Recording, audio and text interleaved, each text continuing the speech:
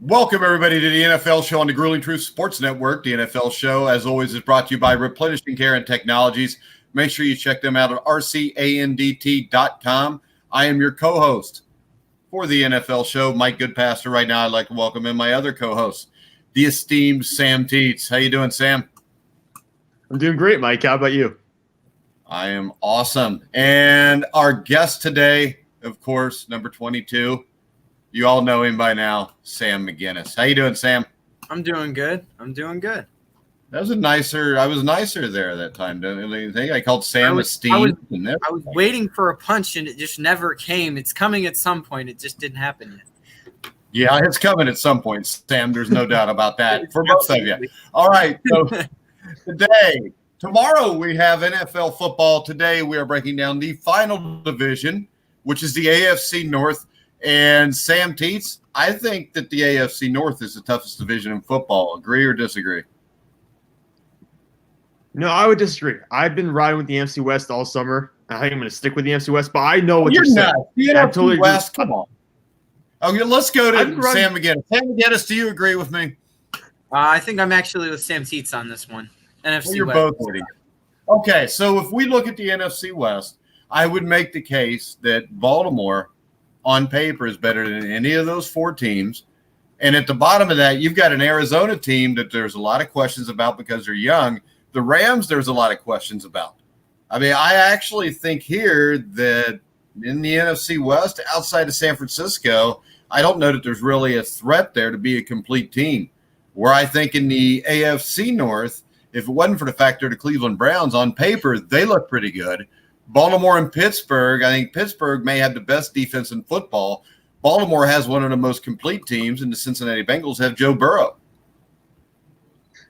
Which that in itself is enough to make them a title contender. But let me put it this way. Yeah, because he is already probably the greatest quarterback I've ever seen. Put it this way. I think in the regular season, yes, I think the AFC North might have a better year. But when it comes to the playoffs, I think the NFC West is better because look at the Pittsburgh Steelers haven't made the playoffs in 2 or 3 years at this point. We don't know what Ben Roethlisberger is going to be. And as for the Baltimore Ravens, they haven't won a playoff game in a couple of years as well. It's been, again, another 3 or 4 years since Baltimore's won a playoff game. Whereas we got the 49ers just made the Super Bowl last year. You got Seattle with Russell Wilson. They won a playoff game this past season. Cleveland, we all know, is going to win 7 or 6 games, and that's just what's going to happen because it's Cleveland. And Cincinnati will probably peak at 6 or 7 wins as well.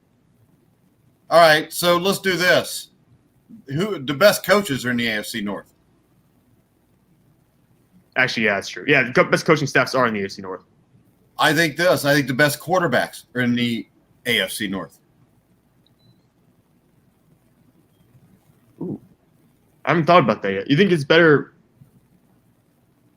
Well, if you match it up, the top teams, do you want Jimmy Garoppolo or Lamar Jackson? I actually think that's closer than most people do.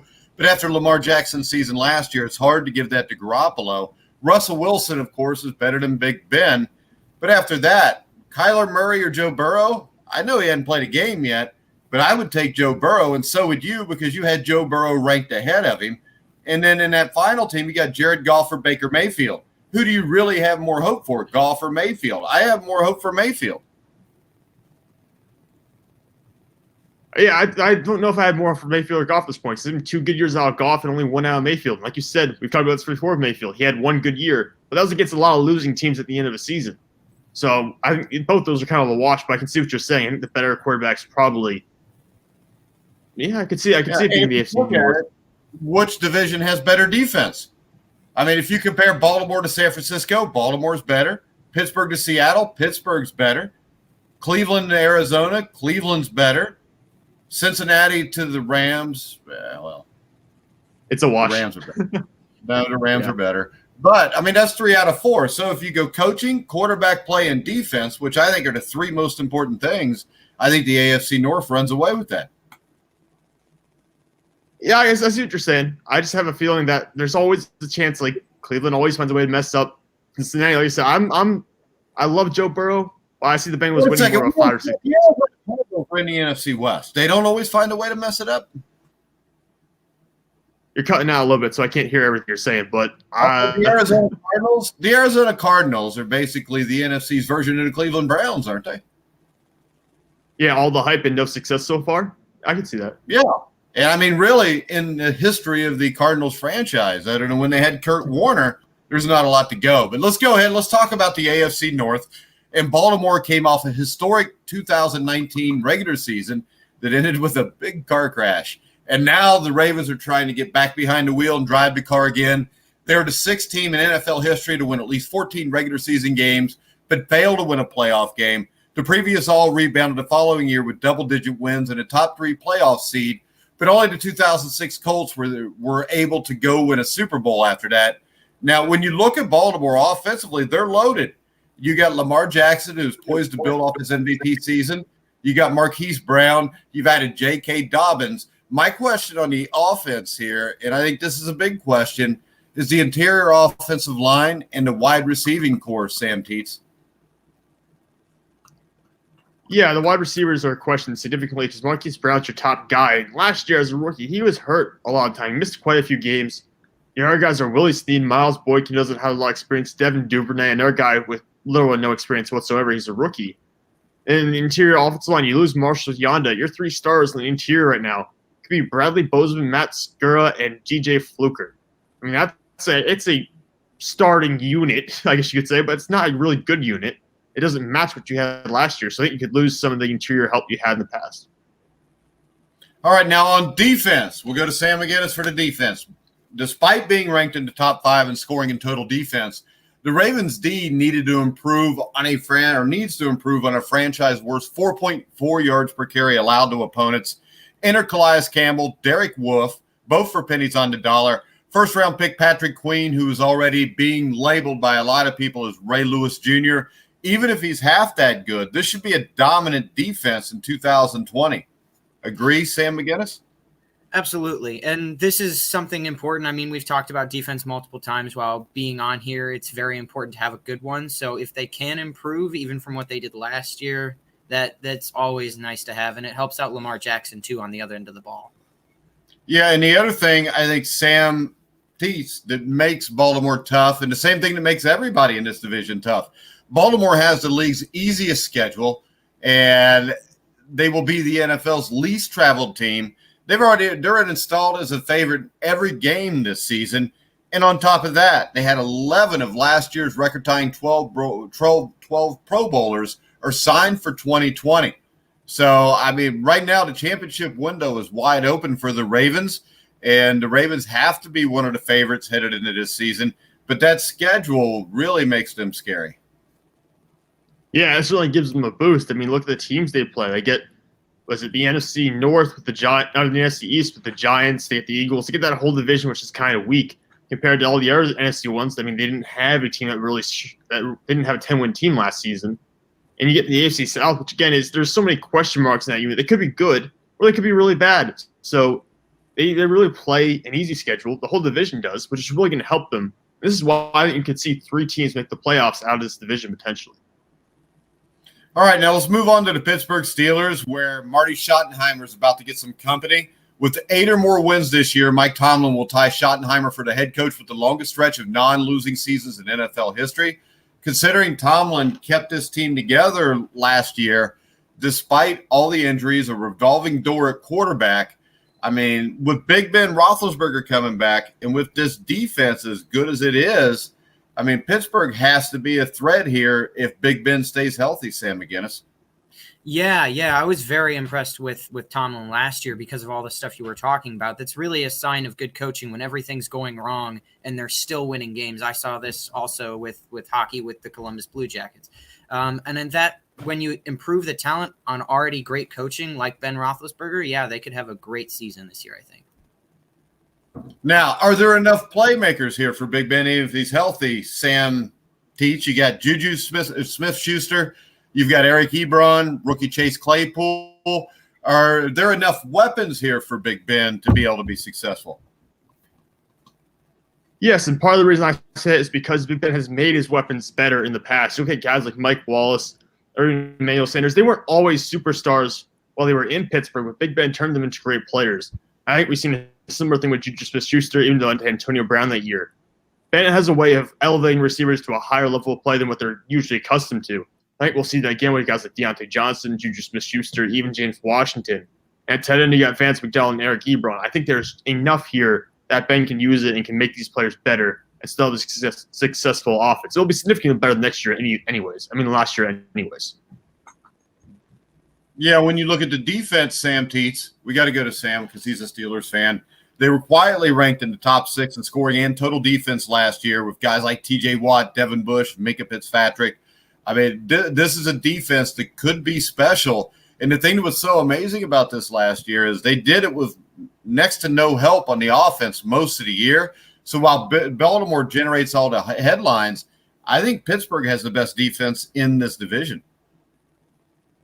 Yeah, on paper, I tend to agree with you. You got T.J. Watt and Cameron Hayward up front. Those are beasts. It really comes down to, though, what will they get out of Bud Dupree? Will he be like he was last year where he's a 10-sack guy, or will he just go back to that 6 or 5-sack form? I think that will make a huge difference in terms of how good this defense is because you only have the 2 pass rushers who are really significant. I think offensive lines will be better at eliminating that. I have high hopes for Devin Bush Jr., what he can do this year. I think the secondary, I'm hoping Terrell Owens makes some improvements because he's been kind of disappointing at this point in his career. But I think they could have a really good defense. Even if it's not as good as it was last year, I think the team will still have more wins because Big Ben's coming back. All right, now let's go to the sad case of the Cleveland Browns, who last year, of course, at this point, had won last year's Super Bowl. Unfortunately, then they had to start playing real games, and it didn't go as well. And they quickly moved on from Freddie Kitchens, a coach that the Browns never should have hired. And he got way too much credit for the team's 5-3 finish in 2018 against the majority of bad teams anyways. And, you know, this team is dysfunctional. They do have a new head coach in Kevin Stefanski. They got Andrew Berry as the GM, who's 32 years old. Is this organization – I think this year is huge for the future of this organization because it seems like, Sam McGinnis, they have tried to make the changes in the front office to fix this. And at some point, it's either going to take or this is just going to continue to be like the Washington Redskins where it just slides downhill. Yeah, and I tend to not trust teams that consistently prove dysfunction, and even though they've tried to move out, they've kind of stayed the same. And we're talking about some of the hype of the roster this year. Note, we also talked about it, I think that was 2 years ago or last year, one of the two, where they also had a good roster at the time. Still not enough. And this is where I just tend to not trust teams. This goes for my Lions as well. There are just certain teams you can't trust, like the Redskins or the football team, might I say. the Browns and the Lions. You just don't trust teams like that. You might be happy if they happen to do something, but generally distrust is unfortunately probably your best go-to when it comes to predictions. All right, when I look at this roster, Sam Teets, to me, it looks complete except for when you get to the secondary. You got Denzel Ward, Grant Delpit, but they've lost already rookie Grant Delpit to a season-ending injury. So to me, the question comes in the secondary. Yeah, this secondary unit's pretty weak. Even the linebacking core is not that great compared to what it was 2 years ago. You've got Carl Joseph in the secondary at safety. You got Anderson Dejo, who's been a backup and bounced around quite a bit. They did trade for Ronnie Harrison, who had a decent year with the Jacksonville Jaguars last season, but wasn't really a terrific standout player. Denzel Ward's really your only great cover guy. Greedy Williams, he struggled all last season. So right now, it's a bunch of scraps, I could say, in terms of what they have in the secondary. And I think it'll be huge. I think teams will throw all over them. I think maybe they have a better chance of stopping the running game, maybe controlling some teams that primarily rely on the run. But I think they don't have a secondary capable of holding teams under 250 yards per game. Yeah, which means, Sam McGinnis, they're going to have to score some points. And yeah, especially with provide us punch field and make or break. Yeah, this is a make or break season for Baker Mayfield. I'm sorry, I didn't catch all of that. You were cutting in and out. I said this is a make or break season for Baker Mayfield, I think. And he's got Nick Chubb. He's got Odell Beckham Jr. I mean, this could be an explosive offense. But I think a lot of this offense is going to depend on Jed Jr. and Jack Conklin paying immediate dividends because the offensive line's got to protect him. If they do, I mean, this is on Baker. He's got the talent here to be able to win. Yeah, and especially having been picked first overall just a few drafts ago, there's high expectations. So now with all the pieces around him, if he doesn't fulfill, they might be moving on to another quarterback. I would too. I would move on if Baker Mayfield Yeah. can't go out there and win you at least 8 games. I would move on from Baker Mayfield. You don't get 8 wins this year with that kind of offense. I think you have to consider moving on from Baker Mayfield. I wouldn't pick up his 5th-year option if he doesn't get 8 wins. And I would start looking potentially to getting another guy in there. Yeah, but isn't this going to be his 3rd season with a 3rd different coordinator too? I mean, we have to take into effect continuity of the offense, and there is no continuity here. When you change head coaches every year and you change coordinators every year, it's really hard for a quarterback to be comfortable. So isn't it possible Baker Mayfield? It's possible Baker Mayfield could have a really good season and they go 5-11 because their secondary can't stop anybody. Yeah. No, I think Baker Mayfield's probably a product of his surroundings in terms of his struggles last year. I'm not saying he's gotten a fair chance to succeed in the NFL. He really hasn't with Cleveland yet. But at the same point, that just because he doesn't get it this year doesn't necessarily mean he won't get it in the coming seasons. I mean, he's going to have trouble if he's in Cleveland potentially his entire career. And it's just the same situation with the Browns. He was in a better situation. I think he would have excelled much more last year. But at the same point, I don't know if he'll ever find stability in Cleveland. Yeah, I'll put it like this. If you put Lamar Jackson in Cleveland, he would be an utter failure right now too, probably. You put any quarterback in the last 3 years in Cleveland, they would probably be another failure. Yeah, and if you put Baker Mayfield in Baltimore, he'd be in good shape because Baltimore has a football coach. Cleveland hasn't had one. Well, and this is why I feel bad for new quarterbacks coming into drafts, as they always get drafted by these crap teams at the bottom. And although it does work out from time to time, especially when it's Cleveland, that's not a great situation to walk into. Cleveland's never a good situation to walk into, even if you're just visiting. Next up, we're going to talk about the Cincinnati Bengals. This is Joe Burrow's Bengals. The number 1 overall pick in the draft takes over as the franchise quarterback in Cincinnati. And what do you expect from Joe Burrow this year, Sam McGinnis? Because I don't know that this is about wins. I think it's more about the way he plays, because I think this is a team that's going to give up points, but I think he'll be able to score points and keep them in games. I think Burrow's going to have a huge season numbers-wise. I think he'll do well. I think it's harder, again, considering it's the Bengals. But, yeah, wins, I wouldn't be looking for as much from him this year. I'd be more looking at how he personally performs, because the team isn't in shape, even if he had a phenomenal year, to have a ton of wins. So you need to be looking at it from a different perspective as to how well Joe Burrow does. Well, I believe this. I believe that this team can win 7 or 8 games with the offensive talent they have. I think the defense is better. I mean, you added Trey Wayans, you added DJ Reader, who I think is a huge addition to a defensive line, with Geno Atkins, Carlos Dunlap, Sam Hubbard. I think the Bengals D might actually be pretty decent if they don't have any injuries. But I think the defense is the key here, Sam, Teets. And I think this Bengals team, if you look back at like the 1985 Bengals, a couple years before they made a Super Bowl run, it was a team that would lose games 48-45, win games 41-38. And I think that's what we're going to see a lot this season. I think they're going to be exciting to watch. I think the games are all going to be high scoring. I just don't know that they can get more than 6-7 wins. Yeah, it's going to be a shootout whenever game Cincinnati gets into. I think it might take a week or two for Joe Burrow just to get acclimated, because they haven't had any preseason games or anything like that. But Mike and I are kind of on the same page of what we expect from him. I think he'll be great. I think he'll be fantastic. When you look at just the offense in general, you got Jonah Williams at left tackle. You've got A.J. Green, Tyler Boyd, T. Higgins at wide receiver. You also got John Ross there who might do something this year. And Joe Mixon at running back. I think it's a very good offense. I think it's one of the best offenses personnel-wise in terms of the skill positions in the NFL right now. So you could see a team that scores 30-something points per game every other week or something like that. I think there'll be a high-flying offense. My question is, can you just stop anybody defensively? Well, I think this. If you want to stop people, though, last year I think they were the worst against the run in the NFL, which is why they went out and spent so much money on DJ Reader. At linebacker, I think Logan Wilson, who thinks out of Wyoming, I think is going to make an immediate impact. Secondary-wise, there's questions. But we also know this. If Joe Burrow is successful throwing to A.J. Green, Tyler Boyd, T. Higgins, Joe Mixon running the ball, that can put a lot more pressure on the other team's offense, which makes your defense even better. So I really think you're looking at the 6 to 8 or 9 wins for this team. I think this, if they had an actual football coach, I think they could win 10 games with the talent they've got. But I don't think Opie Taylor's getting it done in Cincinnati. And the quicker they fire him, the better off Joe Burrow's tenure is going to be in Cincinnati. Yeah, you've been hard on him the entire time, but he honestly hasn't done anything to prove himself that he's worthy of being head coach yet. We'll really get to see he's this proven year he sucks. I mean, he has proven he sucks. So he's proven he's good at losing games to get first overall picks.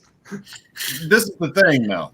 I mean, the Miami Dolphins tried to tank last year. Their problem was Brian Flores, who's a hard-nosed coach, got that team to do more than what anybody thought they could do. Opie Taylor wasn't able to do that, and the Bengals get the first pick, which is great.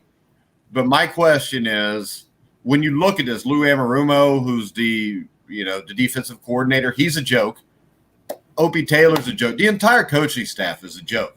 From the offensive line coach, all jokes. They're all really good at drinking alcohol, but they're not very good at coaching football. Let's just put it that way. Well, also, isn't there issues with I can tell you this. I have been around these guys before, and I probably won't be ever again if they see this. And I don't really want to be, because I'm not impressed with them as people, much less football coaches. When you brought up from an organizational standpoint, don't they have like a very small, very limited scouting staff as well? Like their scouting department staff is 8 scouts, 4 part-time, 4 full-time. And you look, the Cleveland Browns, Pittsburgh Steelers, Baltimore Ravens all have anywhere from 25 to 40 full-time scouts. So that's an issue. But, I mean, right now, with what they did in the offseason, it makes it look like they are moving in the right direction. And with Joe Burrow, I think that they may, just because they think they've got a shot with this guy. But the problem is, 2 years ago or a year ago when they hired Zach Taylor, nobody else wanted a job. I mean, Zach Taylor, it took him 2 months to, go to the drunk tank and find Lou Anarumo, because nobody that was an actual defensive coordinator that was an adult wanted to come here. So the only hope now is when you fire these guys, this is a more lucrative job because Joe Burrow's there, and they've shown in the last year that they'll go out and spend money on guys like DJ Reader to try to make the team better. And I think the biggest of all of this is Jonah Williams. I mean, they open up the season against the Chargers. The Chargers have Bosa, Melvin Ingram. I mean, Jonah Williams better be the real deal. If he is the real deal and you've got a left tackle that he's never going to be Anthony Munoz, but if he's the kind of guy that is your left tackle for the next 10 years, with Joe Burrow, with the offensive weapons they have, as long as they get a coach at some point, Joe Burrow is going to win Super Bowl somewhere. As a Bengals fan, I know that there's at least a 75% chance that'll be 6 or 7 years from now, and it'll be in a city different than Cincinnati.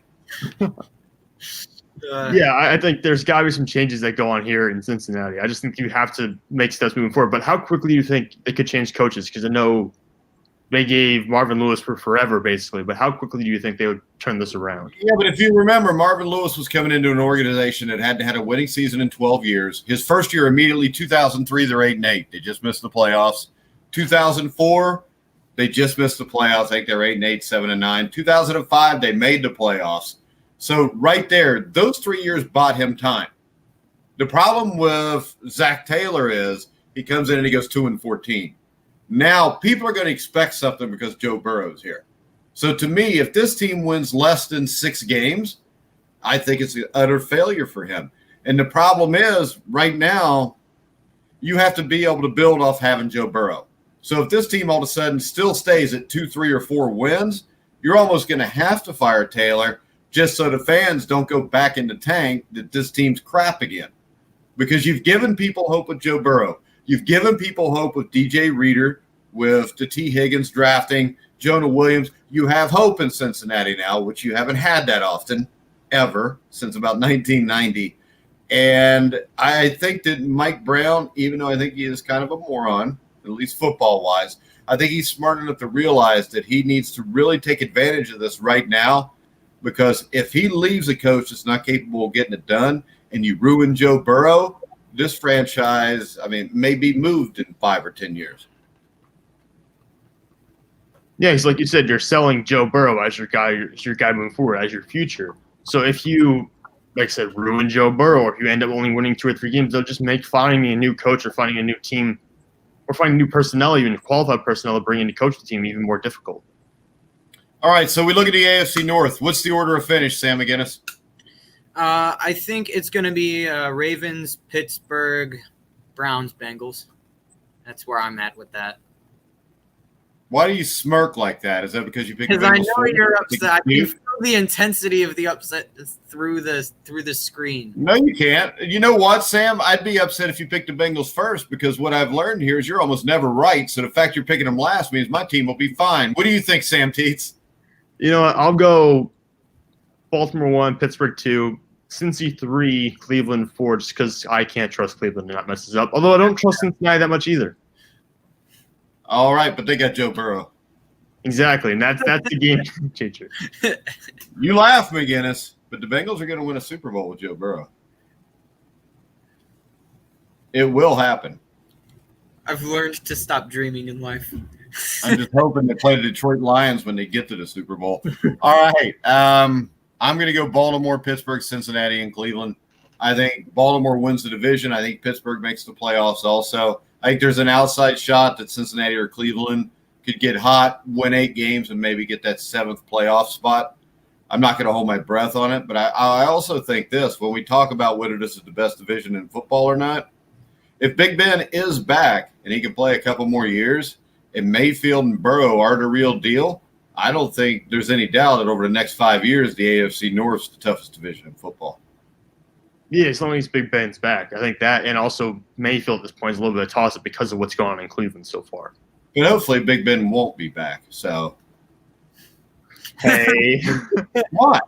He is a rapist, right? He's got a bunch of stuff off the field that's been pretty bad. Yeah, but that's all right with you Steeler fans, right? He just fits into the Pittsburgh Steeler culture then. All right, do you want me to go dig into the history of the Cincinnati Bengals here and start pulling out names, Mike? Yeah, that's fair. Yeah. Yes, please do. Name me all the Bengals that have been accused of rape. The only thing you can get right now, I don't know off the top of my head. Some drunken brawls at a casino. That's about the worst thing the Bengals do. I don't know off the top of my head. I have to look. See? You were going to talk all that smack, and there's nothing. You got nothing. I just said, tell me. Well, I didn't know off the top of my head. I haven't memorized all this stuff. Okay, exactly. But, what was it Big Ben admitted to? He was an alcoholic, and he was addicted to porn. Yeah, that was this offseason. Out of your quarterback, Pittsburgh Steelers fans. Doesn't get any better than that. I got nothing to respond to that with. I got nothing on that. All right, so that means I win that conversation. All right, Sam, you want to tell everybody where they can find you on Twitter, McGinnis? Yeah, you can find me at SamuelMcG22. All right, you can find Sam Teets at SamTeets33. You can find me at Grilling Truth. Tomorrow at 1 o'clock, we will preview the first game of the season between the Houston Texans and the Kansas City Chiefs. Are they going to have a crowd in Kansas City, Sam Teets? Oh, I think they originally said they were. Yeah, they are. They're going to have a crowd. They've let people in there for training camps. They're going to let people in there for the game. What is it, like 6,000 drunks, something like that? Yeah, it's going to be a very shortened crowd, a very limited crowd. Yeah. All right. So it'll be like a Bengals or Jaguars game. Or a Lions game. But, all right, so we will do that on Thursday. On Friday, we'll be on to pick all of the Week 1 Sunday games. And then, of course, Monday, we'll have a little Monday Night Football preview. But remember, you can hear all our shows on iHeartRadio, iTunes, TuneIn, Spreaker, Stitcher, Spotify. Anywhere you find podcast, you'll find The Grilling Truth. And you can hear us live every day at 1 o'clock Eastern on Facebook Live, YouTube Live, Periscope, and Twitch.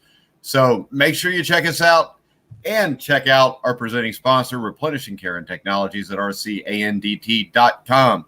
So for Sam McGinnis, Sam Teets, I'm Mike Goodpaster. You've been listening to The Grueling Truth, where the legends speak.